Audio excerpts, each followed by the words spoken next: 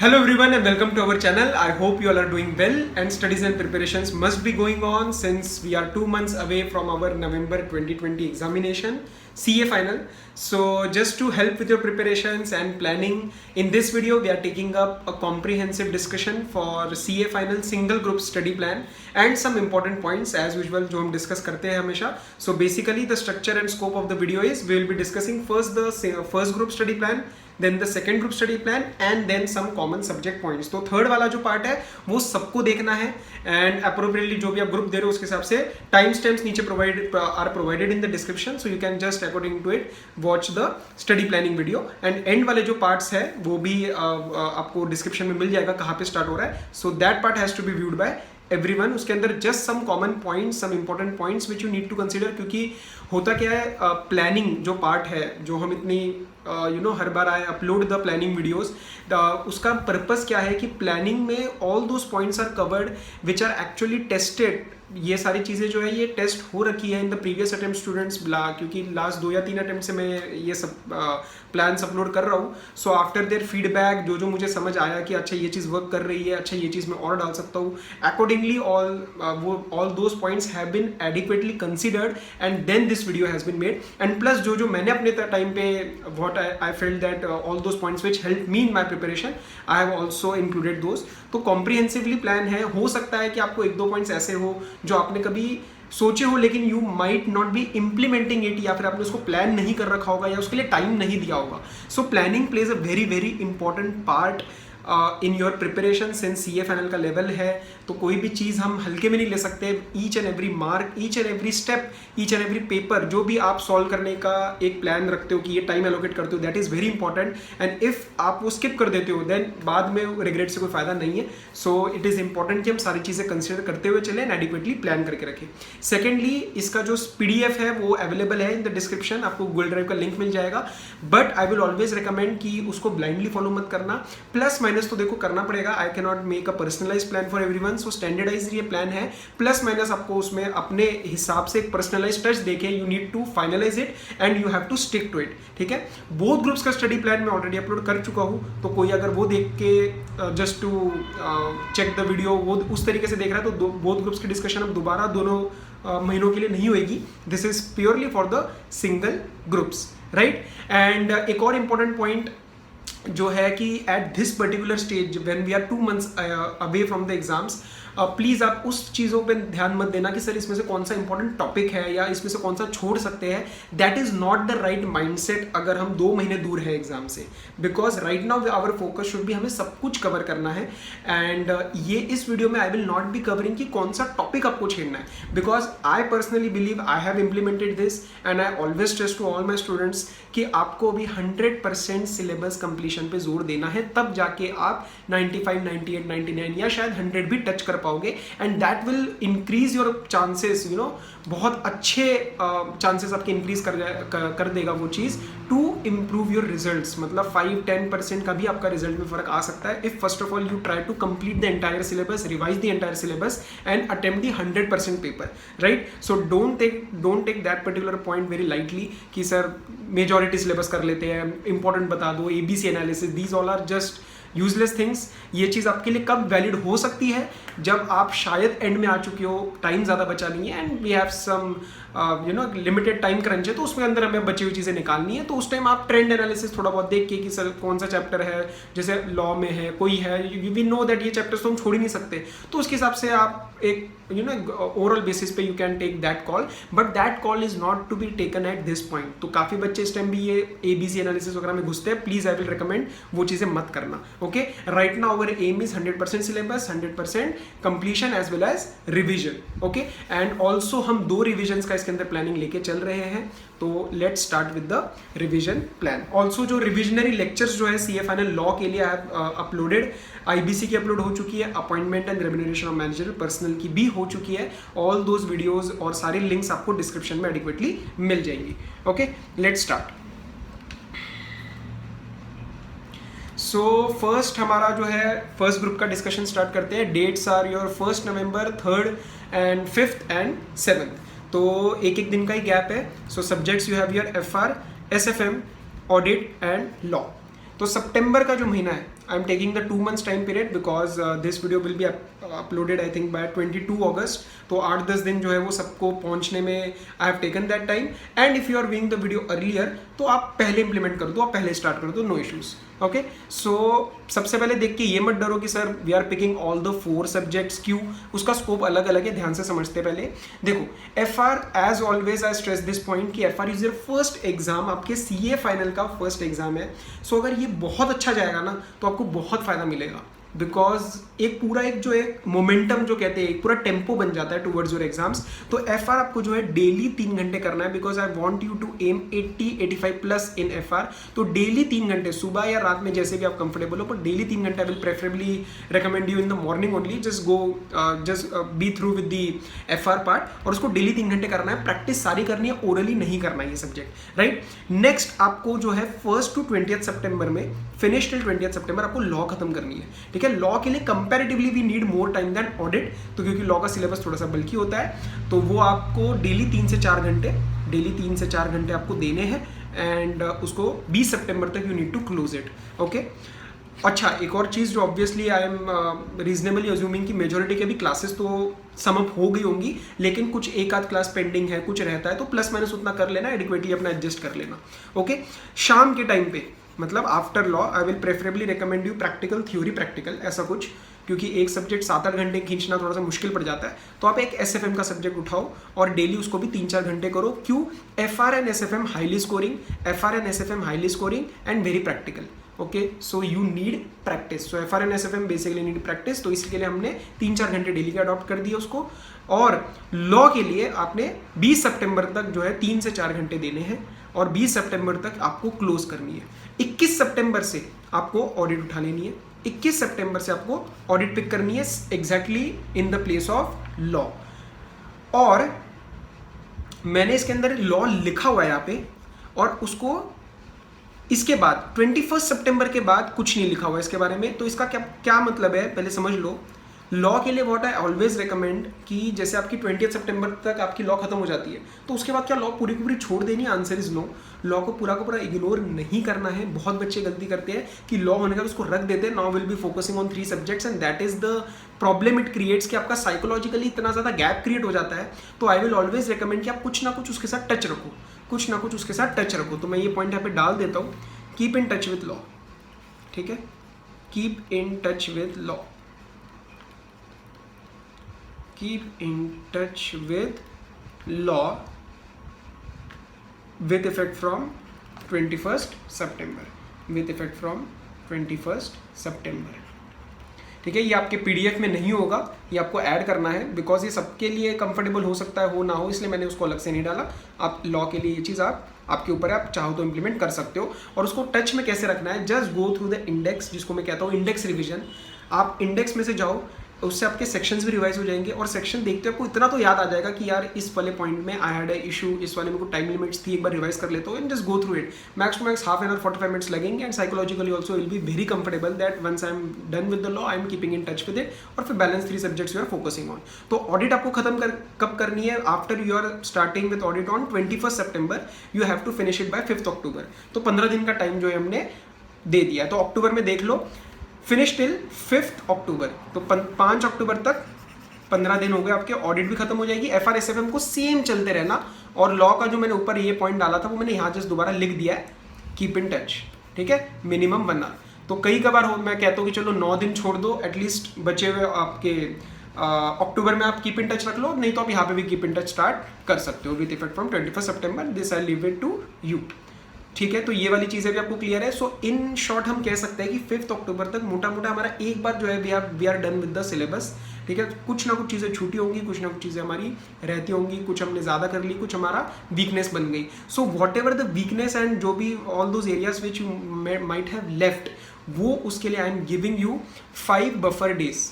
देखो यहाँ तक आपको कोशिश करनी है, close your syllabus once by 5th October, and 6 to 10th October ये आपको एक मैं बफर दे रहा हूँ, ठीक है। ये अगर बेस्ट होगा अगर आप यूज ना करो, because you will be getting again 5 days मोर। तो ये मैं बफर दे रहा हूँ आपको, ट्राई करना कि इसकी जरूरत ना पड़े। Cover revise if anything left, कुछ लगता है कि यार ये पार्ट अच्छे से नहीं हुआ, कुछ छूट गया है, तो वो एक बार हम इसके अंदर कवर करते हुए चलेंगे। So at least by 10th October we will say that हमारा सिलेबस एक बार अच्छे से डन है।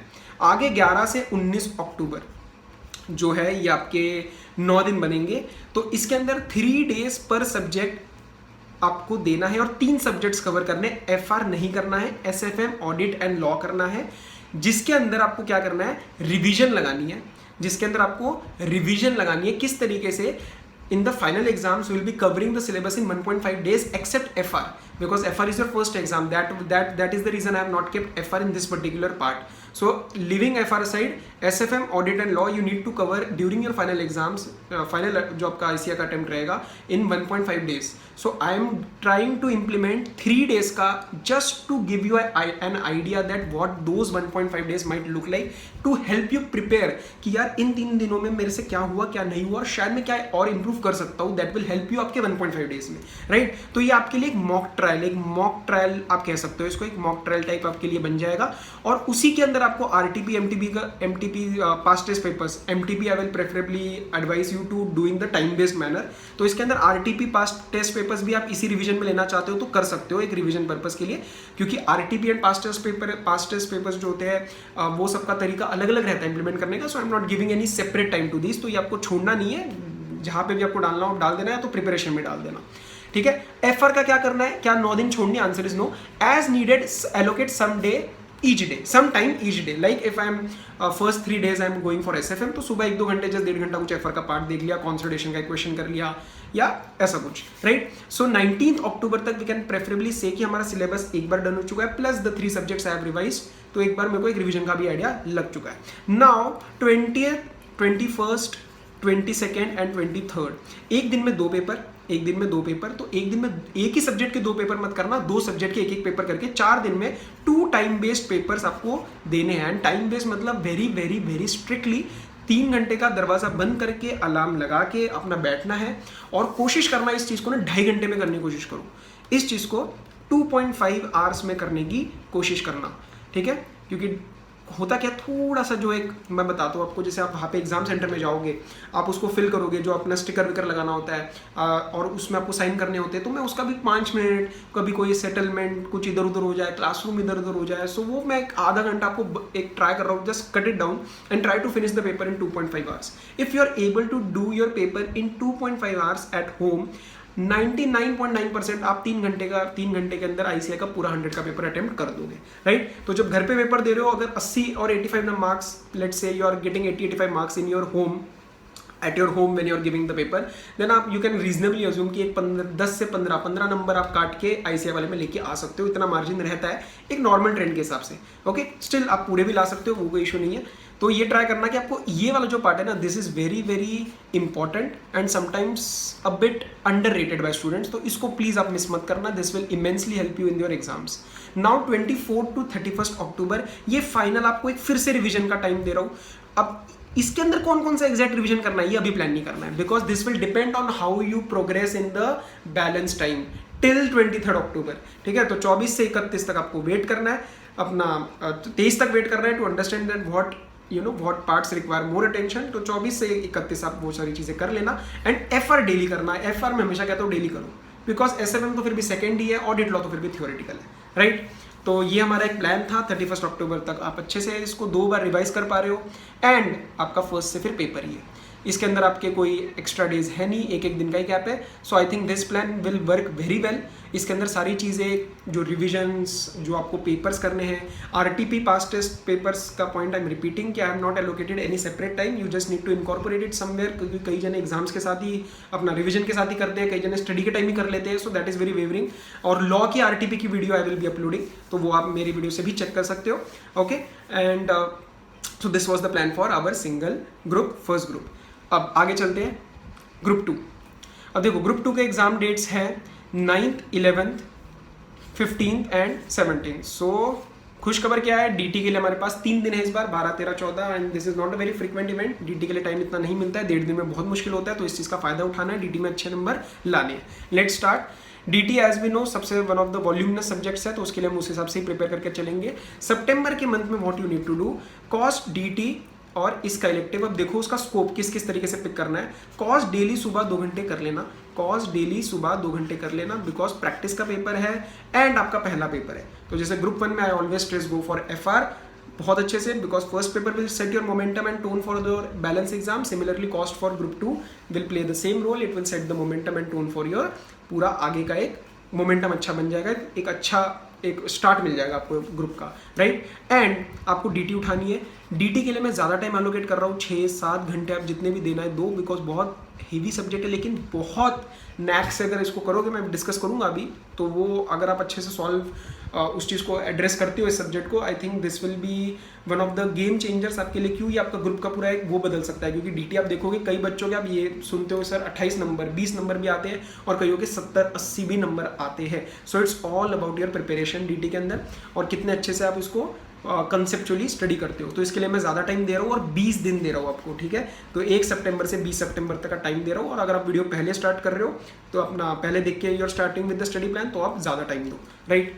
नेक्स्ट आपको इसका इलेक्टिव जो है ना वो 21 सितंबर से प्रेफरेबली उठाना, या फिर आप 1 सितंबर से 1 घंटा डेली उठा लो, बिकॉज मेरे स्टूडेंट्स से सर इसका या जो इलेक्टिव का आई एम नॉट डिस्कसिंग नीचे लेवल के सब्जेक्ट, इसका के लिए मेरे स्टूडेंट्स है कि सर थोड़ा सा डेली प्रोपोर्शन पे थोड़ा थोड़ा कर लेते हैं, तो वो आप उस हिसाब से भी कर सकते हो।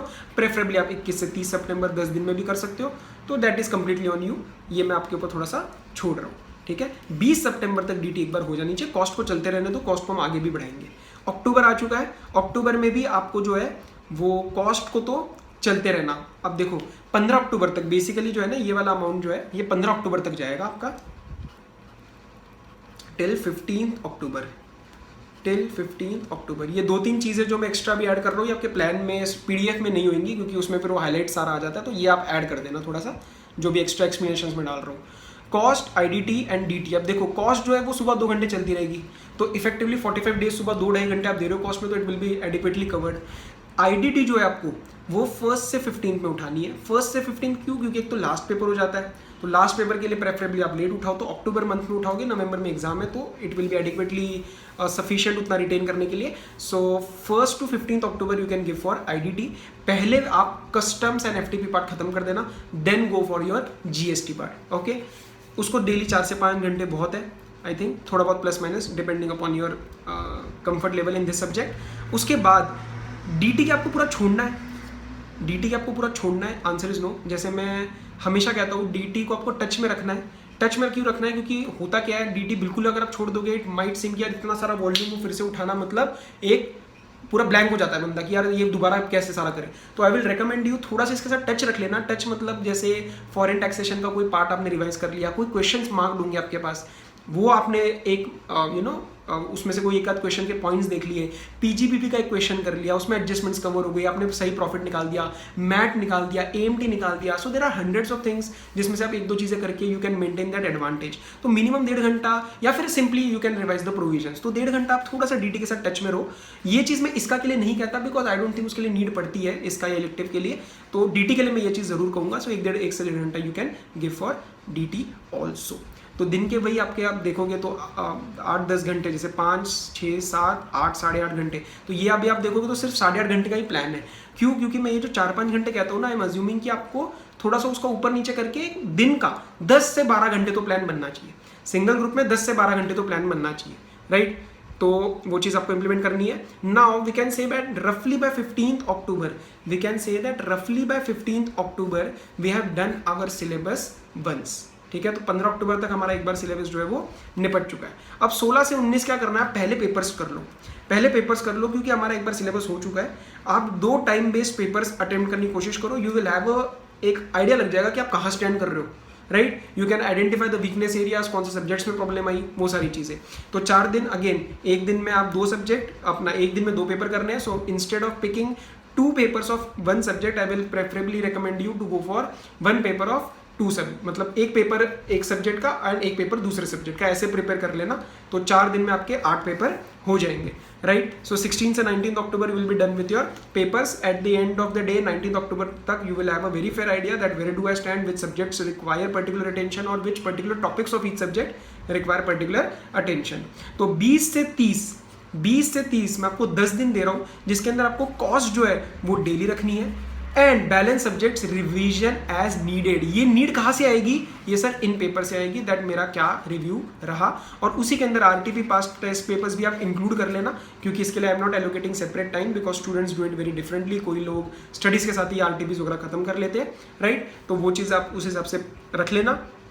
31 अक्टूबर को एंड 1 नवंबर को give 1 paper more of all 4 subjects. ये मैंने आपको एक और पेपर करने का टाइम दिया, क्यों? Because we did the papers, we analyse where our problem areas are and which areas I am lacking, and then I studied again, I revised again, and then again I did 1 paper. सो इसके अंदर आपका जो है ये एक final आपका एक it will give you the एक आइडिया लगा देगा कि अब आप कहाँ स्टैंड कर रहे हो एंड वेदर एक्चुअली आपने वो रिविजन अच्छे से करी या नहीं करी, एंड आपको कॉन्फिडेंस भी देगा।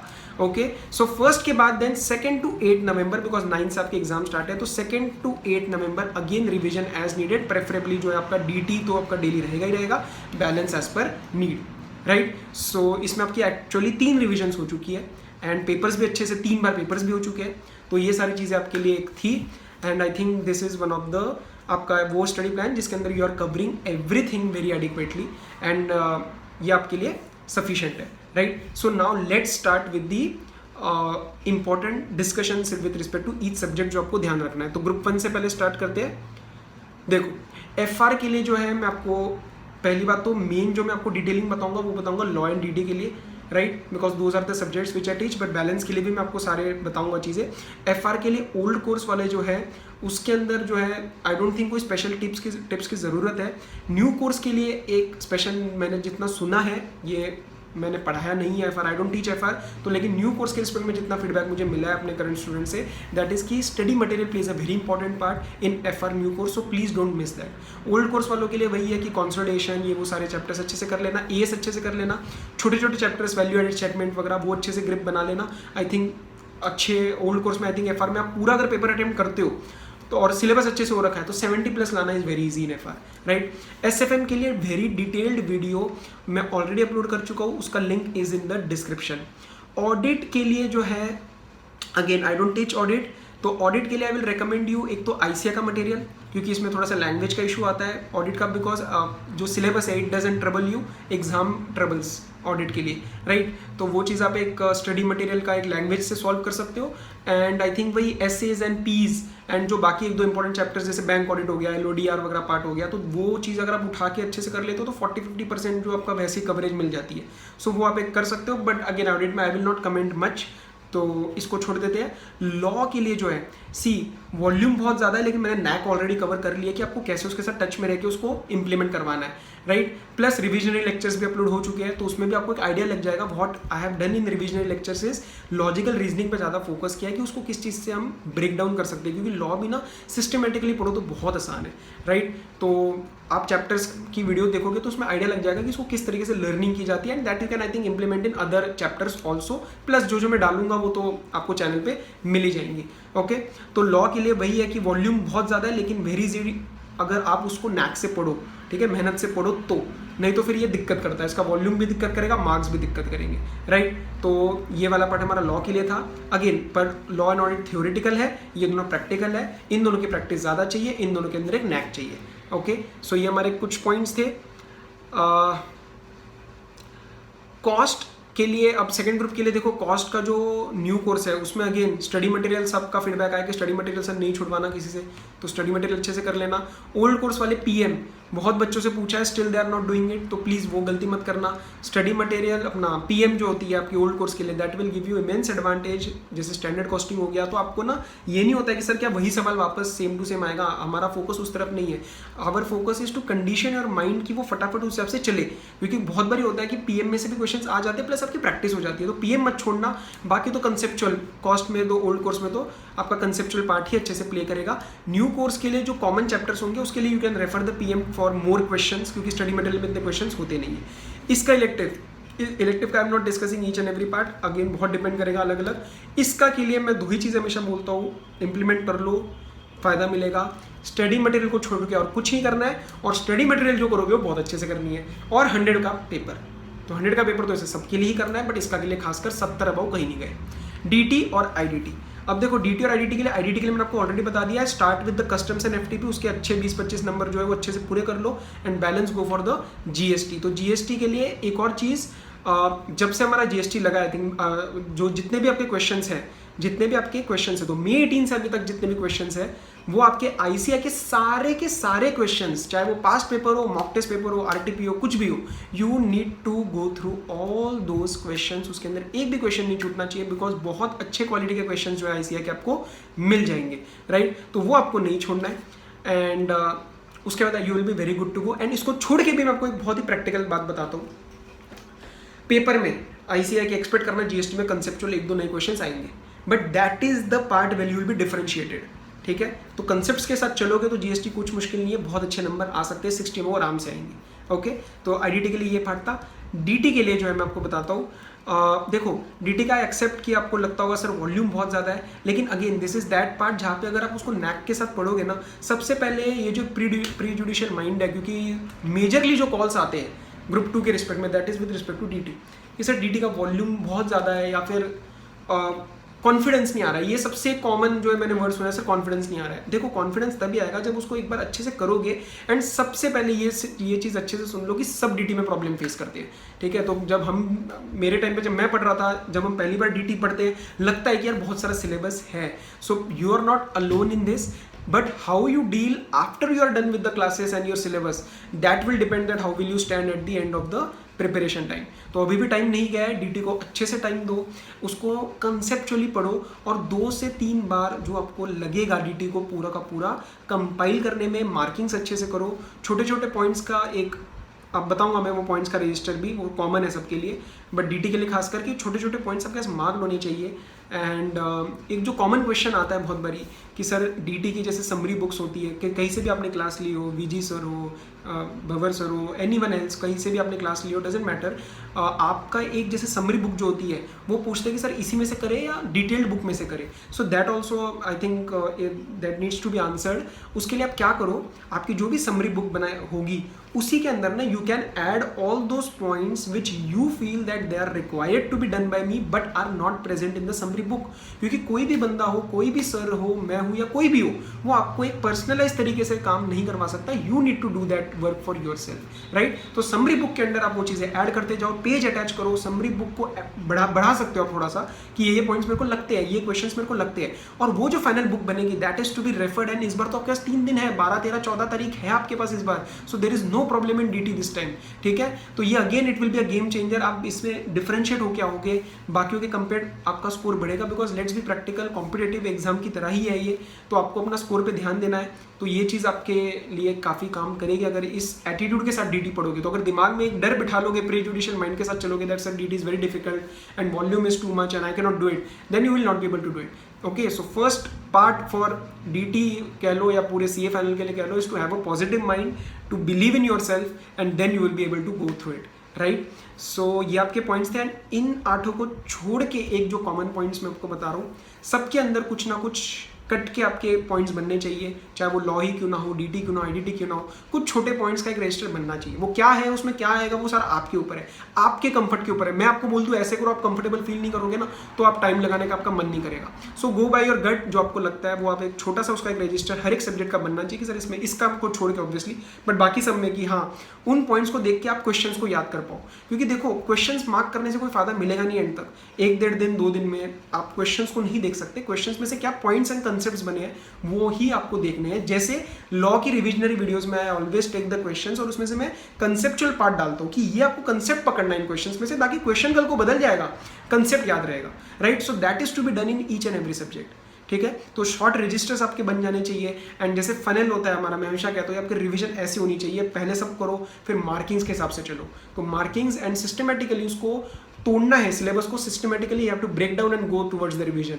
तो अगर इतना मेहनत से और इतनी प्लानिंग के साथ और कंसिस्टेंसी डेली आपको पढ़ना है, बिकॉज मेनी स्टूडेंट्स स्टिल 1-2 दिन का भी आप जो गैप आपको लगता होगा सर एक दिन छोड़ देते हैं, कल से स्टार्ट करेंगे, that one day is also very important right now. I am not saying कि आप एवरी डे पढ़ो, obviously you deserve a break, एक दिन आप कोई ब्रेक ले सकते हो आधे दिन का या जैसे भी, बट अगेन कंसिस्टेंटली उसको डेली पढ़ लेना एंड में 15, 16, 18 घंटे पढ़ने से कुछ नहीं होता है। डेली अगर आप 10 से 12 घंटे पढ़ोगे वेरी वेल तरीके से, बहुत अच्छे तरीके से सीए के एग्जाम्स निकलेंगे।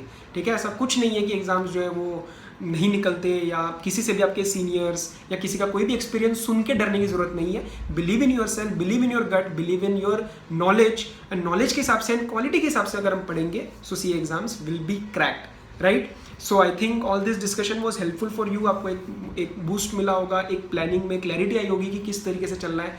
And apart from that also जो भी revisionary lectures primarily with respect to law only, law and DT जो भी अपलोड करवा पाया यहाँ पे यूट्यूब पे, I will be uploading those, तो वो आपको सारा कुछ मिल जाएगा। And revisionary lectures and individual subject videos whatever I have uploaded just for your एक जगह मिलने के लिए, for your convenience sake, I will be just putting the links to those videos in the description of this video only, right?